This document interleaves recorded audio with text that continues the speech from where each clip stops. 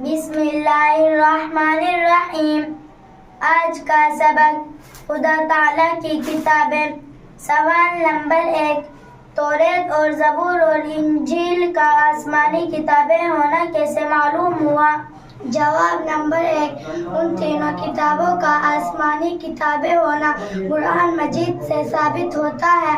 توریت کے بارے میں اللہ تعالیٰ نے فرمایا ہے، اِنَّا أَنزَلْنَا التَّوْرَاةَ فِيهَا هُدًى وَنُورٌ، یعنی بے شک ہم نے توریت اتاری، اس میں ہدایت اور نور ہے۔ زبور کے بارے میں فرمایا، وَآتَيْنَا دَاوُودَ زَبُورًا، یعنی ہم نے داؤد علیہ السلام کو زبور دی۔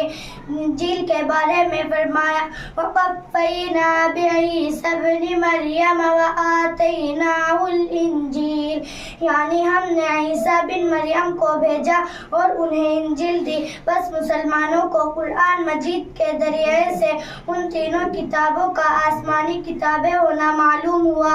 سوال نمبر 2، اگر کوئی شخص توریت، زبور، انجیل کو خدا تعالیٰ کی کتابیں نہ مانے تو وہ کیسا ہے؟ جواب نمبر 2، ایسا شخص کافر ہے، کیونکہ ان کتابوں کا خدا کی کتابیں ہونا، قرآن مجید سے ثابت ہونا، جو شخص ان کو خدا کی کتابیں نہیں مانتا وہ قرآن مجید کی بتائی ہوئی بات کو نہیں مانتا، اور قرآن مجید کی بتائی ہوئی بات کو نہ مانے وہ کافر ہے۔ سوال نمبر 3، تو کیا یہ توریت اور زبور اور انجیل جو عیسائیوں کے پاس موجود ہیں وہ اصلی آسمانی توریت اور زبور اور انجیل ہیں؟ جواب نمبر 3، نہیں، کیونکہ قرآن مجید سے یہ بات بھی ثابت ہوتی ہے کہ ان کتابوں کو لوگوں نے عدل بدل کر دیا ہے۔ موجودہ توریت، زبور، انجیل وہ ایسی آسمانی کتابیں نہیں ہیں، بلکہ ان تحریف عدل بدل ہوتی ہے۔ اس لیے ان موجودہ تینوں کتابوں کے متفق یہ یقین نہیں رکھنا چاہیے کہ یہ اصلی آسمانی کتابیں ہیں۔ سوال نمبر 4، یہ کیسے معلوم ہوا کہ بعض پیغمبروں پر صحیفے اترے تھے؟ جواب نمبر 4، قرآن مجید سے ثابت ہے کہ بعض پیغمبروں پر صحیفے نازل ہوئے تھے۔ حضرت ابراہیم علیہ السلام کے صحیفوں کا ذکر سورہ سبح اسم ربک الاعلی میں موجود ہے۔ سوال نمبر 5، قرآن مجید خدا تعالیٰ کی کتاب ہے یا اس کا کلام ہے؟ جواب نمبر 5، قرآن مجید خدا تعالیٰ کی کتاب بھی ہے اور اس کا کلام بھی ہے۔ قرآن مجید میں اس کو کتاب اللہ بھی فرمایا گیا ہے اور کلام اللہ بھی۔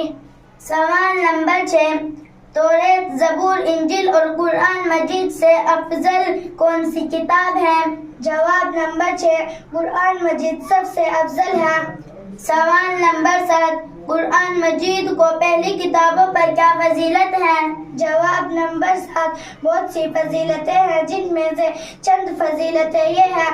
اول یہ کہ قرآن مجید ایک ایک حرف اور ایک ایک لفظ محفوظ ہے، اس میں ایک نقطے کی کمی بیشی نہیں ہوئی اور قیامت تک ہو سکے گی، اور پہلی کتابوں میں لوگوں نے تحریف کر ڈالی۔ دوسری یہ کہ قرآن مجید کی نظم عبارت معجزے، یعنی ایسے اونچے درجے کی عبارت ہے کہ قرآن مجید کی چھوٹی سے چھوٹی صورت کے مثل بھی کوئی شخص نہیں بنا سکتا۔